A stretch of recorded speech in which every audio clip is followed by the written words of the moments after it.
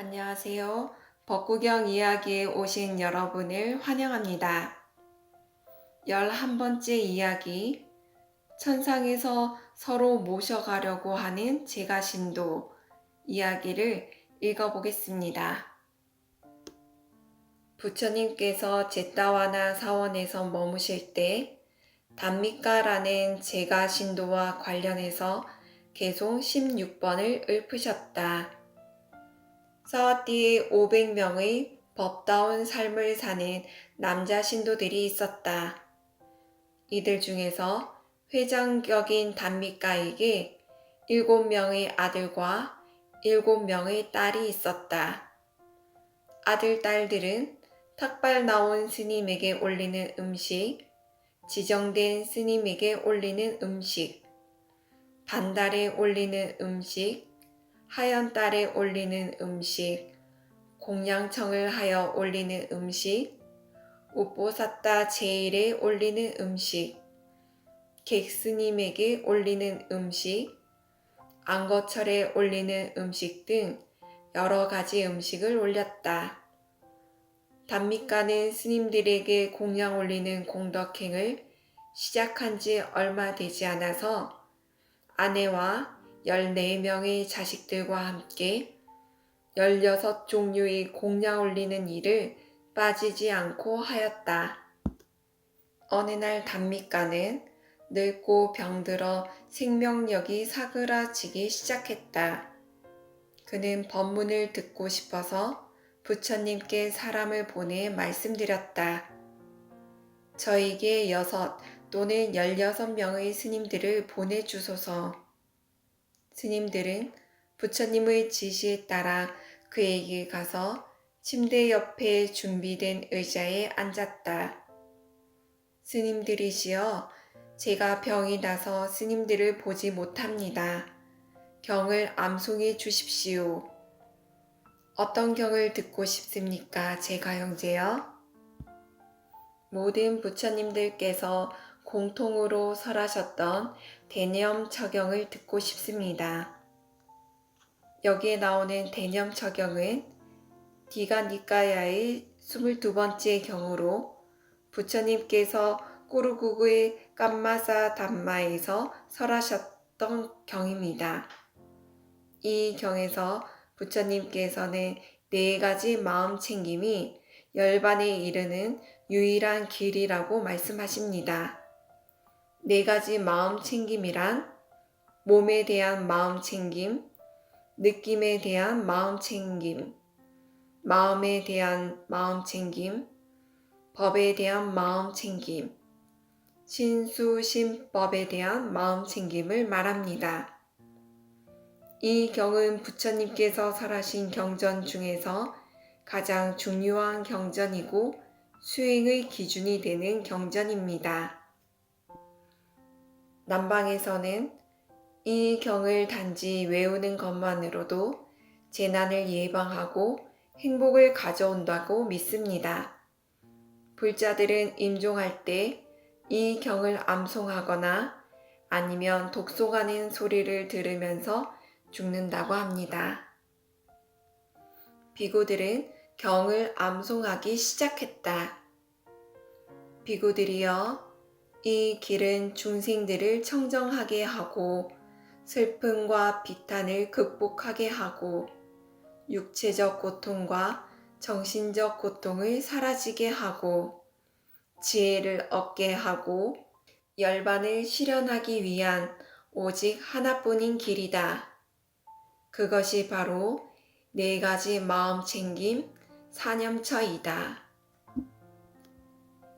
그 순간 욕계 6천상에서 천신들이 화려하게 장식한 황금 마차를 타고 내려왔다.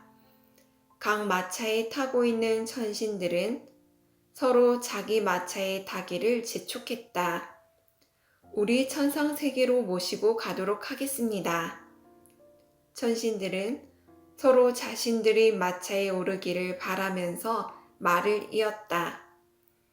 마치 낡은 진흙 접시를 부셔버리고 황금 접시를 사용하듯이 낡은 인간의 몸을 버리고 천상에 태어나 천상의 즐거움을 누리도록 하십시오. 단미가는 독송을 듣는 것을 방해받고 싶지 않아서 외쳤다. 잠깐만 기다리시오. 잠깐만 기다리시오. 스님들은 단미가가 자신들에게 말하는 줄 알고 독경을 멈추었다. 아직 아버지께서는 법을 충분히 듣지 못했다. 아버지께서 독경을 듣고 싶어 스님을 초청했지만 멈추게 하였다. 세상에 죽음을 두려워하지 않는 이가 없구나.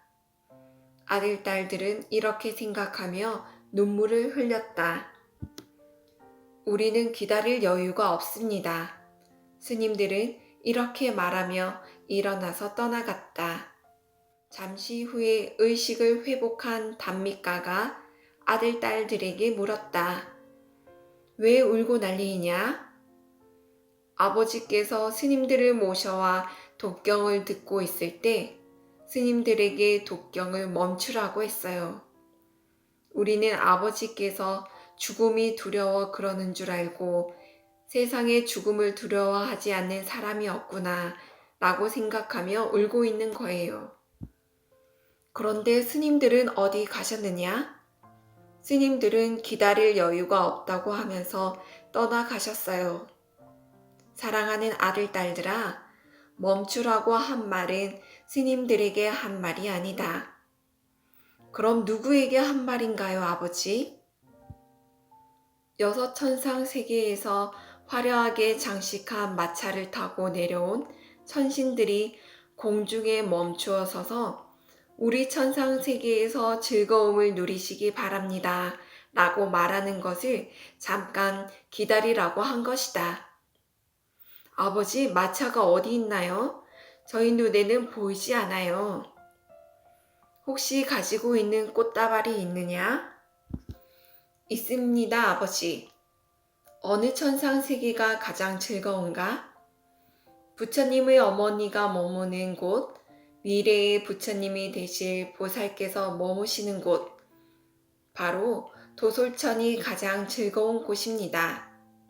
그럼 이 꽃다발이 도솔천의 마차에 걸리기를 이라고 말하면서 공중으로 던져라. 아들, 딸들이 꽃다발을 던지자 공중에 멈추어 있는 마차의 장대에 걸렸다. 아이들의 눈에는 허공의 꽃다발만 보이고 마차는 보이지 않았다. 너희들의 눈에 꽃다발이 보이느냐? 예, 보입니다. 그 꽃다발이 도솔천에서 내려온 마차에 걸려 있단다. 난 도솔천으로 가련다. 나를 어지럽게 하지 마라. 너희들도 나와 함께 살고 싶다면 나처럼 열심히 공덕을 쌓고 법에 의지해서 살아라. 단미가는 곧바로 화려한 장신구로 지장한 옷을 입고 키 큰 천신으로 태어났다. 1000명의 천녀들이 시중을 들었고 거대한 황금 궁전에서 살았다. 비구들이 사원으로 돌아오자 부처님께서 물으셨다. 비구들이여, 제가 신도에게 독경을 잘 해주었느냐? 그렇습니다, 부처님이시여. 그런데 독경하는 중간에 잠깐 기다리시오, 잠깐 기다리시오라고 외치면서 독경을 멈추게 했습니다. 그러자 아들, 딸들이 울기 시작했고 우리는 기다릴 여유가 없다고 생각해서 곧장 돌아왔습니다. 비구들이여, 그는 그대들에게 멈추라고 한 것이 아니다. 여섯 천상 세계에서 화려하게 장식된 마차를 타고 내려온 천신들이 서로 데려가려고 하자 독경을 듣는 것을 방해받고 싶지 않아서 그들에게 기다리라고 말한 것이다. 부처님이시여, 그 말이 사실입니까? 사실이다. 부처님이시여, 그는 지금 어디에 태어났습니까? 그는 도솔천의 천신으로 태어났다. 부처님이시여, 그는 살아서도 가족들과 즐겁게 지내고 죽어서도 즐거운 곳에 태어났습니다. 비구들이여, 정말 그렇다. 제가 신도이거나 출가 스님이거나 항상 깨어있는 삶을 사는 사람들은 양쪽 세상에서 즐거워한다. 부처님께서는 이렇게 말씀하시고 개송을 읊으셨다. 선행을 하는 이는 금생에서 즐거워하고 내생에서 즐거워하고 두 생에서 즐거워한다. 그는 자기가 지은 선행을 떠올리고 참으로 즐거워한다. 11번째 이야기 독송은 여기까지입니다. 법정 스님의 16번 개송 번역본도 읽어보겠습니다. 착한 일을 한 사람은 이 세상과 저 세상에서 기뻐한다.